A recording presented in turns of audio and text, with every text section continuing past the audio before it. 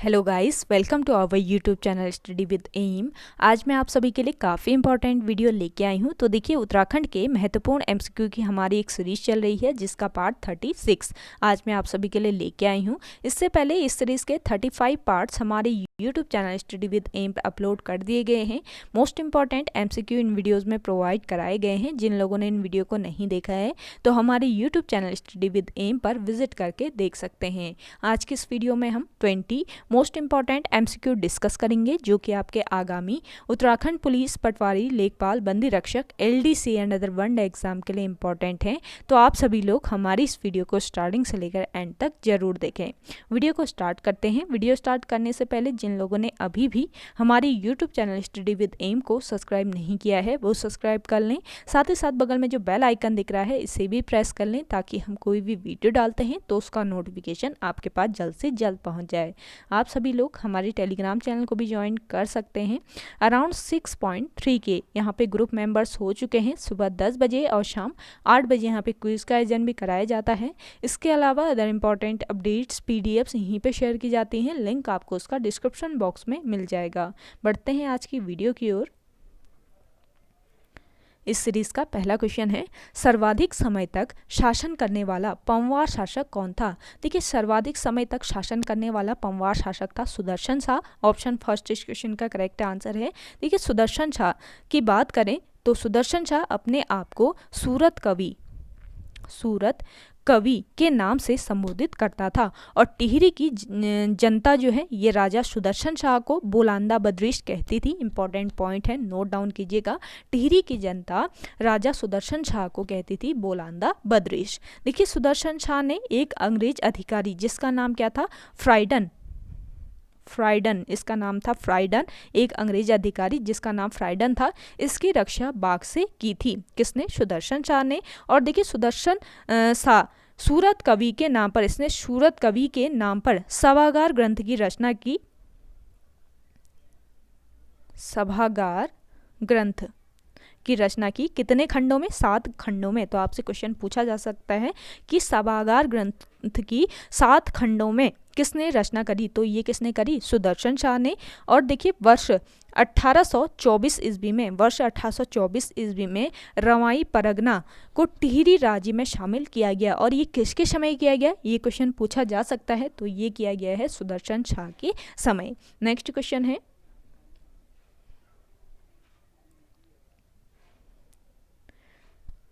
नंदप्रयाग का प्राचीन नाम क्या था? देखिए, नंदप्रयाग इसका प्राचीन नाम क्या था? कंडासू। ऑप्शन सेकंड बिल्कुल राइट आंसर हो जाएगा। देखिए, नंदप्रयाग जो है ये आपके किस जनपद में है? चमोली जनपद में समुद्र तल से 914 मीटर की ऊंचाई पर स्थित है। और देखिए, नंदप्रयाग जो है ये अलकनंदा एवं मंदाकिनी का संगम स्थल है। अलकनंदा व मंदाकिनी नदियों का संगम कहाँ पर होता है? नंदप्रयाग में होता है। और इस संगम का नाम राजा नंद के नाम पर रखा ये बताया जाता है। देखिए, यहाँ विष्णु का मंदिर भी है। नंदप्रयाग में एक विष्णु का मंदिर भी स्थित है। नेक्स्ट क्वेश्चन है, गागर नामक स्थल कहाँ स्थित है? देखिए, गागर नामक स्थल ये एक पर्यटक स्थल है जो कि आपके रामगढ़ में स्थित है। ऑप्शन फर्स्ट इस क्वेश्चन का राइट आंसर हो जाएगा। रामगढ़ किस जनपद में है? नैनीताल जनपद में स्थित है रामगढ़। और रामगढ़ इसे कुमाऊं में फलों का कटोरा, ध्यान दीजिएगा, कुमाऊं में फलों का कटोरा कहा जाता है। किसको? रामगढ़ को। गागर नामक पर्यटक स्थल रामगढ़ में स्थित है। इसके अलावा देखिए, महादेवी वर्मा संग्रहालय है रामगढ़ में, ये भी ध्यान रखिएगा, इंपॉर्टेंट पॉइंट है। नेक्स्ट क्वेश्चन देखिए, सोनप्रयाग परियोजना किस जिले में स्थित है? देखिए, सोनप्रयाग परियोजना ये किस जिले में स्थित है? ये है आपका रुद्रप्रयाग जिले में। ऑप्शन फोर्थ तो बिल्कुल राइट आंसर है।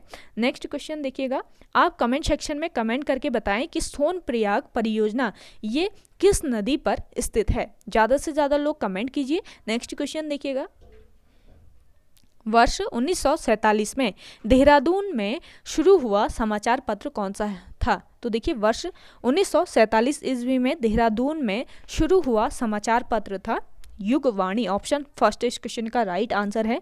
वर्ष 1947 ईस्वी में देहरादून में युगवाणी का प्रकाशन शुरू हुआ। और देखिए, टिहरी राज्य प्रजामंडल के बारे में लिखने के कारण टिहरी राज्य प्रजामंडल के बारे में लिखता था। ये युगवाणी समाचार पत्र जो है, इसको युगवाली हो गया, युगवाणी कर लीजिएगा, युगवाणी समाचार पत्र। ये किसके बारे में लिखता था? टिहरी राज्य प्रजामंडल के बारे में लिखता था। और टिहरी राज्य प्रजामंडल के बारे में लिखने के कारण इसे रियासती पत्र, नोट डाउन कर लीजिए, इसको क्या कहा जाता था? रियासती पत्र कहा जाता था, रियासती पत्र भी कहा गया इसको। और देखिए इस पत्र का संपादन किसने किया? भगवती प्रसाद पांथरी ने।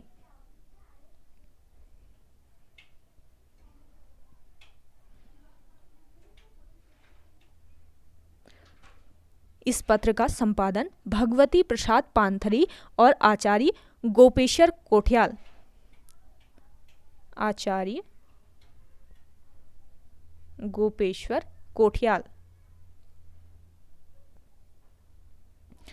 तो भगवती प्रसाद पांथरी और आचार्य गोपेश्वर कोठियाल ने इस पत्र का संपादन किया। 2 संपादक थे इस पत्र के, ध्यान दीजिएगा, मोस्ट इम्पॉर्टेंट पॉइंट है। और देखिए कर्मभूमि समाचार पत्र की बात करें तो कर्मभूमि ये समाचार पत्र, इसका प्रकाशन कहाँ से शुरू हुआ? लैंसडाउन से कर्मभूमि का प्रकाशन हुआ।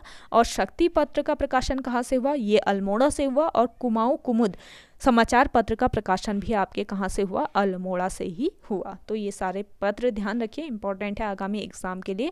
नेक्स्ट क्वेश्चन है, निम्न में से कौन सा पर्वतीय दर्रा पिथौरागढ़ को तिब्बत से जोड़ता है? तो आपको बताना है कि इनमें से कौन सा पर्वतीय दर्रा है जो पिथौरागढ़ को तिब्बत से जोड़ता है। तो ज़्यादा से ज़्यादा लोग कमेंट करें, जिन लोगों को इसका आंसर आ रहा है जल्दी से कमेंट कीजिए। तो देखिए ये पर्वतीय दर्रा है आपका लिपुलेख दर्रा, जो कि पिथौरागढ़ को तिब्बत से जोड़ता है। लिपुलेख, गुंजी, दारमा, इसके अलावा नवीधुरा, यहाँ पे लिख लेती हूँ मैं, लिपुलेख, गुंजी, इसके अलावा दारमा, नवीधुरा, इसके अलावा है आपका मानसिया, लाम्पिया, इसके अलावा देखिए ऊंटा और जयंती। तो ये दर्रे जो हैं ये पिथौरागढ़ और तिब्बत के बीच स्थित हैं। तो ये जो दर्रे मैंने नोट कराए ये नोट डाउन जरूर कीजिएगा, इंपॉर्टेंट है आगामी एग्जाम के लिए। लिपुलेख, गुंजी, दारमा, नवीधुरा, मानसिया, लाम्पिया, ऊंटा, जयंती, ये दर्रे जो हैं ये पिथौरागढ़ और तिब्बत के बीच स्थित हैं। तो ये आपको नाम दे दिया जाएगा, बताइए कि ये दर्रा किसके बीच स्थित है। तो आपसे पूछा जा सकता है ना, तो आपको पता रहना चाहिए कि पिथौरागढ़ और तिब्बत के बीच कौन कौन से दर्रे हैं। और थांगला दर्रा की बात करें तो थांगला दर्रा ये उत्तर काशी और तिब्बत को जोड़ता है। कौन सा दर्रा? थांगला दर्रा। नेक्स्ट क्वेश्चन देखिएगा। गाइस वीडियो पसंद आ रही है तो लाइक कर लीजिए। जिन लोगों ने अभी भी हमारी YouTube channel study with M को सब्सक्राइब नहीं किया है वे लोग जरूर सब्सक्राइब कीजिएगा। देखिए जो ये वीडियो है आपको डेली प्रोवाइड कराई जाती है रात को 8 बजे। कुछ दिनों से स्किप हो रहा था तो आज से फिर से कंटिन्यू करेंगे इस क्लास को। और देखिए शाम को 6 बजे आपको उत्तराखंड पुलिस स्पेशल की क्लास भी प्रोवाइड कराई गई थी। तो जो लोग उत्तराखंड पुलिस की तैयारी कर रहे हैं वो लोग 6 बजे वाली क्लास भी जरूर देखिएगा। मोस्ट इंपॉर्टेंट क्वेश्चंस उस क्लास में भी प्रोवाइड कराए गए हैं। तो नेक्स्ट क्वेश्चन है आपका, उत्तराखंड राज्य का पहला चिड़ियाघर कौन सा है? देखिए उत्तराखंड राज्य का पहला चिड़ियाघर है मालसी डियर पार्क, जो कि कहाँ पर स्थित है? देहरादून में। देहरादून मालसी डियर पार्क है ये। देखिए देहरादून जू का पुराना नाम था मालसी डियर पार्क, ये ध्यान रखिएगा। और ये उत्तराखंड का प्रथम चिड़ियाघर है। मालसी डियर पार्क उत्तराखंड का प्रथम चिड़ियाघर है। देहरादून जू को मिनी जूलॉजिकल पार्क के रूप में विकसित किया गया है, ये ध्यान रखिएगा, मिनी जूलॉजिकल पार्क के रूप में विकसित किया गया है देहरादून जू को। और वर्ष 2016 में देहरादून जू प्रबंधन सोसाइटी की स्थापना की गई। मोस्ट इंपॉर्टेंट पॉइंट है, नोट डाउन कीजिएगा। देहरादून जू प्रबंधन सोसाइटी की स्थापना किस वर्ष की गई? वर्ष 2016 में। नेक्स्ट क्वेश्चन देखिएगा, उत्तराखंड में जल संस्थान प्रबंधक किसकी पुस्तक है? देखिए उत्तराखंड में जल संस्थान प्रबंधक इंपॉर्टेंट क्वेश्चन है और ये पुस्तक किसकी है? ये है डॉक्टर भगवती प्रसाद पुरोहित की। ऑप्शन 4 तो बिल्कुल राइट आंसर हो जाएगा। आप कमेंट सेक्शन में कमेंट करके बताइएगा कि ये क्लास आपको कैसी लगती है और आउट ऑफ 20 आपके कितने क्वेश्चन करेक्ट हुए आज के इस सेशन के। नेक्स्ट देखिएगा, राष्ट्रीय ज्वाला पत्रिका कहाँ से प्रकाशित होती है? देखिए राष्ट्रीय ज्वाला पत्रिका ये प्रकाशित होती है कहाँ से? दुगड्डा से। दुगड्डा पौड़ी से राष्ट्रीय ज्वाला पत्रिका प्रकाशित होती है। अगला देखिए नेक्स्ट क्वेश्चन है, गढ़वाली भाषा का प्रथम पत्र कौन सा था? देखिए गढ़वाली भाषा का प्रथम पत्र था आपका विशाल कीर्ति। ऑप्शन फर्स्ट बिल्कुल राइट आंसर है। गढ़वाली भाषा का प्रथम पत्र विशाल कीर्ति था। और देखिए इस पत्र का प्रकाशन कहाँ से होता था? विशाल कीर्ति का पौड़ी जनपद से इसका प्रकाशन हुआ और वर्ष 1913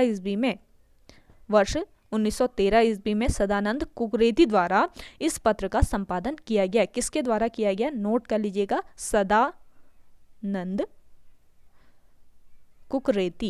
सदानंद कुकरेती के द्वारा वर्ष 1913 ईस्वी में आपका विशाल कीर्ति समाचार पत्र जो है इसका क्या किया गया? संपादन किया गया। मोस्ट इंपॉर्टेंट है। पहाड़ और देखिए पहाड़ और उत्तरा समाचार पत्र ये कहाँ से प्रकाशित होते हैं? ये आपके नैनीताल से प्रकाशित होते हैं। और पर्वत जन जो है ये कहाँ से प्रकाशित होता है? ये होता है आपका देहरादून से। तो ये मोस्ट इंपॉर्टेंट जो पॉइंट्स है ये आप नोट डाउन जरूर कीजिएगा, आगामी एग्जाम के लिए इंपॉर्टेंट है। नेक्स्ट देखिए, चंद्रकुंवर बड़त्वाल का जन्म स्थान रुद्रप्रयाग के किस गांव में हुआ? देखिए जन्म स्थान है इनका चंद्रकुंवर बड़त्वाल का रुद्रप्रयाग जनपद के कौन सा गांव? मालकोटी गांव। ऑप्शन सेकंड बिल्कुल राइट आंसर है। देखिए चंद्रकुंवर बड़त्वाल। प्रसिद्ध गीत काफल पाको, एक प्रसिद्ध गीत है ना काफल पाको, इसके लेखक कौन है? चंद्रकुंवर बड़त्वाल है। चंद्रकुंवर बड़त्वाल प्रसिद्ध गीत काफल पाको के लेखक हैं और इनका जन्म रुद्रप्रयाग के मालकोटी गांव में हुआ। चंद्रकुंवर बड़त्वाल को हिंदी साहित्य में निराला जी के समकक्ष रखा जाता है। और देखिए नंदनी गीत एक है आपका नंदिनी गीत, ये इनकी प्रमुख रचना है। किसकी? चंद्रकुंवर बड़त्वाल की। इन्होंने एक कविता का संग्रह भी किया चंद्रकुंवर बड़त्वाल जी ने, जिसका नाम क्या है? हिमवंत। चंद्रकुंवर बड़त्वाल ने हिमवंत नामक कविता का संग्रह किया। नेक्स्ट क्वेश्चन है,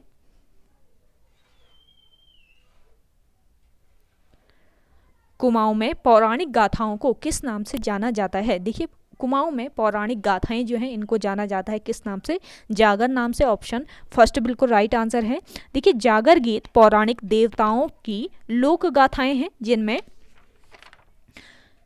पांडव जागर, गंगनाथ जागर और भैरवनाथ जागर प्रमुख हैं। ये कुछ जागरें प्रमुख हैं, ये आपको ध्यान में रखना है।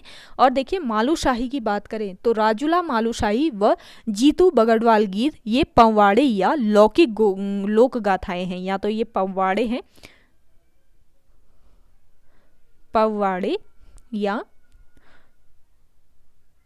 लौकिक लोक गाथाएं हैं, ये ध्यान रखिएगा। मालूशाही और जीतू बगड़वाल ये इंपॉर्टेंट है, ये पूछे जाते हैं एग्जाम में।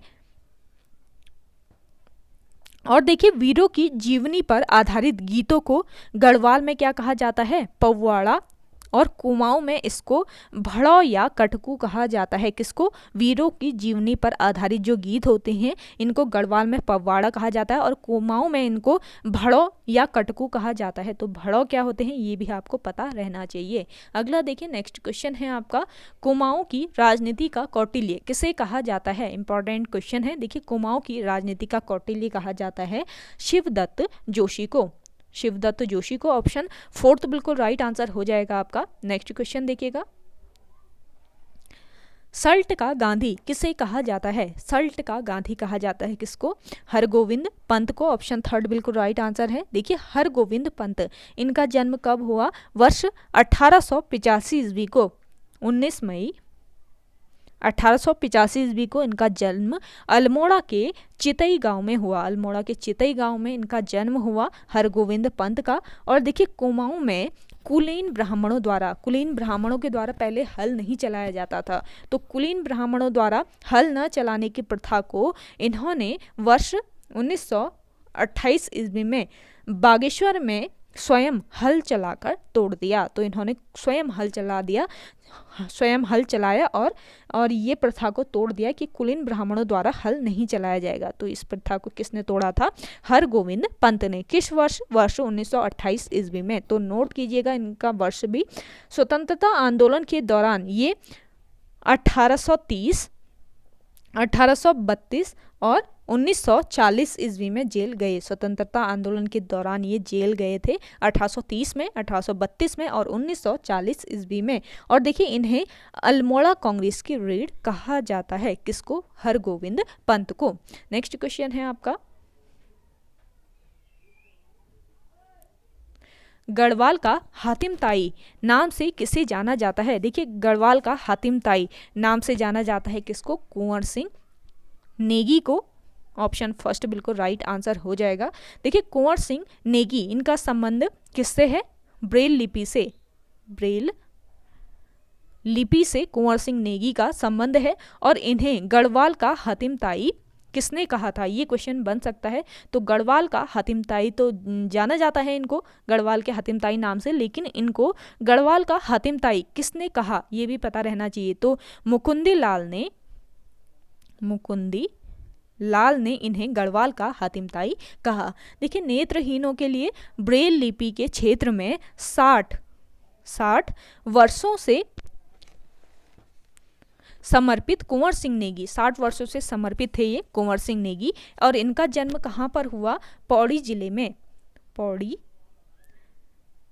पौड़ी जिले के अयाल गांव में। ध्यान दीजिएगा, पौड़ी जिले के अयाल गांव में वर्ष 1927 ईस्वी को इनका जन्म हुआ कुंवर सिंह नेगी का।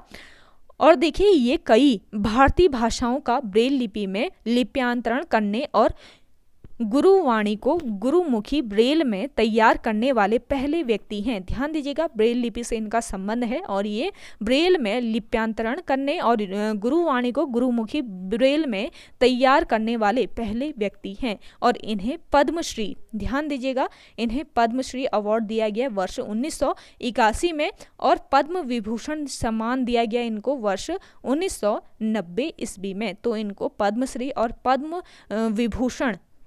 पद्मश्री मिला इनको वर्ष 1981 में और पद्म विभूषण मिला वर्ष 1990 ईस्वी में। तो पद्मश्री और पद्म विभूषण दोनों ही सम्मान इनको किसके विकास के लिए मिले हैं?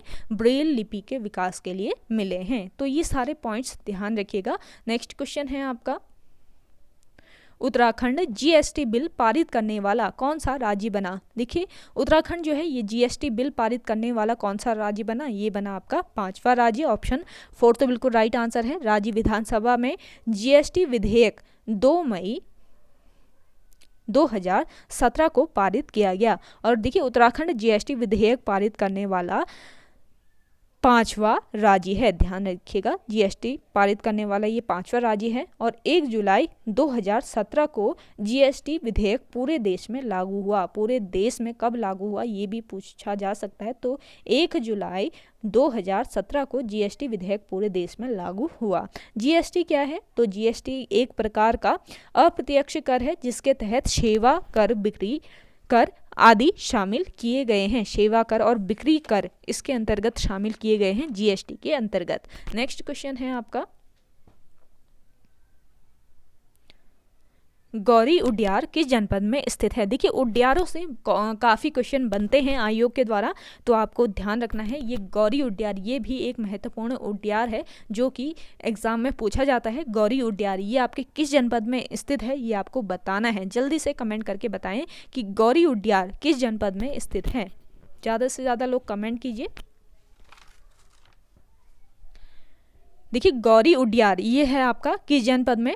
बागेश्वर जनपद में। ऑप्शन फर्स्ट बिल्कुल राइट आंसर हो जाएगा। इसके अलावा एक उड्यार और नोट कर लीजिए जो कि इम्पॉर्टेंट है, सानी उड्यार। सानी उड्यार, ये भी कहाँ पर स्थित है, ये भी आपके बागेश्वर जनपद में ही स्थित है। नेक्स्ट क्वेश्चन देखिएगा,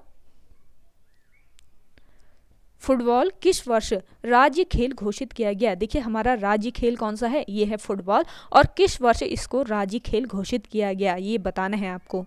फुटबॉल को राज्य खेल घोषित किया गया वर्ष 2011 में। ऑप्शन फर्स्ट बिल्कुल राइट आंसर है। नेक्स्ट क्वेश्चन देखिएगा, मोनाशाही तिमाशा मुद्रा किस शासक के शासनकाल में बनी। मोस्ट इंपॉर्टेंट है, मोनाशाही तिमाशा मुद्रा ये किस शासक के शासनकाल में बनी ये बताना है। तो इसका राइट आंसर क्या हो जाएगा, प्रदीप शाह।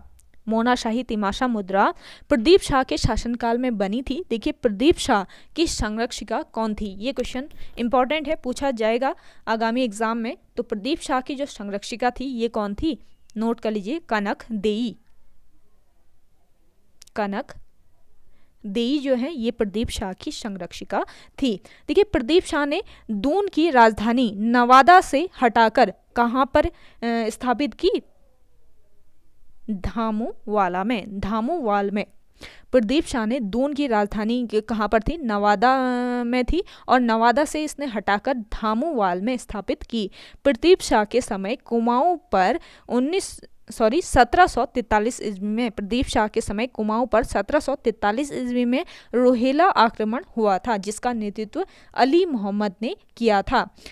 प्रदीप शाह का शासनकाल जो है ये चंद एवं पंवार वंश की मित्रता के लिए जाना जाता है। ध्यान दीजिएगा कौन सा ऐसा पंवार शासक है जिसका शासनकाल चंद एवं पंवार वंश की मित्रता के लिए जाना जाता है, ये क्वेश्चन पूछा जा सकता है आयोग के द्वारा। तो प्रदीप शाह का शासनकाल था ये जो चंद एवं पंवार वंश की मित्रता के लिए जाना जाता है।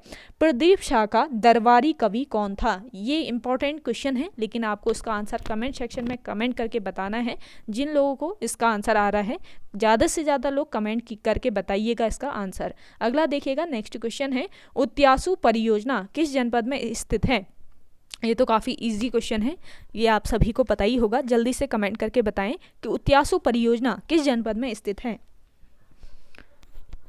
देखिए उत्यासु परियोजना जो है, उत्यासु बांध परियोजना ये आपके पौड़ी गढ़वाल जनपद में स्थित है। ऑप्शन सेकंड बिल्कुल राइट आंसर हो जाएगा। उत्यासु बांध परियोजना पौड़ी गढ़वाल जिले में किस नदी पर है, अलकनंदा नदी पर ये स्थित है उत्यासु बांध परियोजना। और इस बांध की 1000 मेगावाट विद्युत उत्पादन क्षमता है। 1000 मेगावाट विद्युत उत्पादन इससे किया जा सकता है। ओके गाइज, आज की वीडियो में इतना ही। आई होप आपको वीडियो पसंद आई होगी। अगर ये आज की वीडियो आपको पसंद आती है तो वीडियो को लाइक कीजिएगा, शेयर कीजिए, और जिन लोगों ने अभी भी हमारे YouTube channel study with M को सब्सक्राइब नहीं किया है वे लोग जरूर सब्सक्राइब कीजिएगा। देखिए आगामी मार्च अप्रैल में आपके बहुत सारे एग्जाम होने वाले हैं, तो अभी से आप तैयारी में लग जाइएगा। और वीडियो पसंद आ रही है तो लाइक जरूर कीजिएगा। ये क्लासेस आपको डेली ही प्रोवाइड कराई जा रही हैं हमारे YouTube channel study with M पर।